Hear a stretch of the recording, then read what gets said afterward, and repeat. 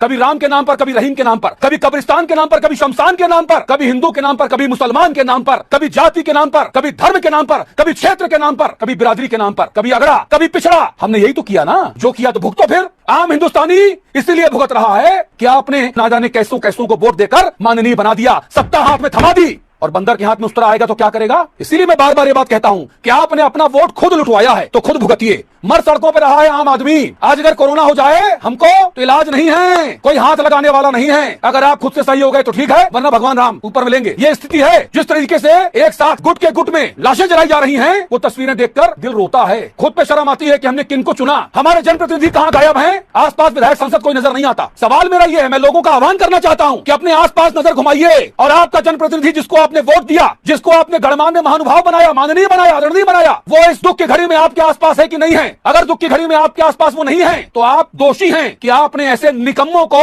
ऐसे नाकाबिलों को वोट दिया। और सियासी भाषणों पर और दिखावों पे ना जाना, सियासी भाषणों और दिखावों पे ना जाना, अपनी और अपनों की जान खुद है बचाना। भगवान राम को याद करो। जिंदा रह गए तो कोरोना काल के बाद मुलाकात होगी, बात होगी, और अगर निकल लिए इस निकम्मे सिस्टम की मेहरबानी से तो ऊपर मिलेंगे। फिर या तो जन्नत मिलेगी, या दोजख मिलेगा, स्वर्ग मिलेगा, या नरक मिलेगा, देखा जाएगा। लेकिन आज जो हालात बने हुए हैं यहाँ जमीन पर, वो नरक से कम नहीं है।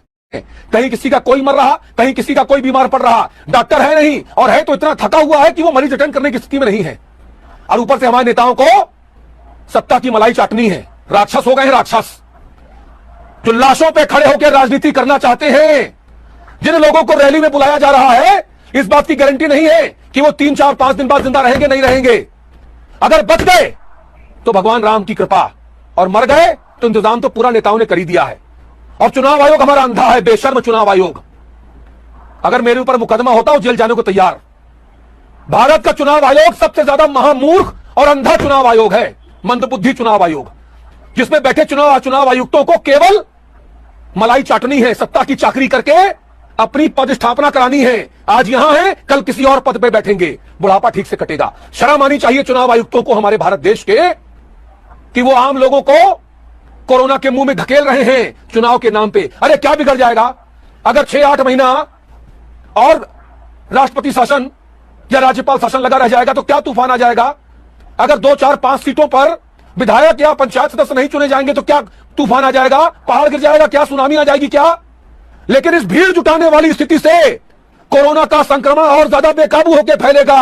हाहाकार मचा है भारत देश में, और नेताओं को हमारे शर्म आती है। 140-145 करोड़ के भारत में कोई भी ऐसा मर्द नेता नहीं है जो खड़े होकर मंच से कहे कि नेतागिरी बाद में, लोगों की जिंदगी बचाने का काम पहले। कोई मुख्यमंत्री, कोई प्रधानमंत्री क्यों नहीं बोलता कि रैली में मेरी मत आओ, मोबाइल पे आपका मेरा भाषण मिलेगा आपको, मैं वर्चुअल भाषण करूंगा, आप लोग अपने घरों में रहिए, मेरा भाषण सुनिए, रैली पे मत आइएगा। मतदान करने का समय बढ़ा दीजिए, सुबह 6 से रात के 10 कर दीजिए, लंबी लंबी कतारें मत लगने दीजिए, आराम से लोग आए, वोट डालें, अपने घर जाएं, सत्ता भी मिल जाएगी और लोगों की जिंदगी भी बच रह जाएगी। लेकिन शर्म आती है मुझे अपने बेशर्म नेताओं पर। ऐसे हैं हमारे भारत के जनप्रतिनिधि जिन्हें वोट देकर हम चुनते हैं, जिन्हें हमारी जिंदगियों का कोई भी मोल नहीं है। आपको मरना हो तो मरते रहिए, साहब तो बैठे हैं मौज में। बहुत बढ़िया, एक और एपिसोड खत्म हो गया, आगे और कितने एपिसोड खत्म होंगे?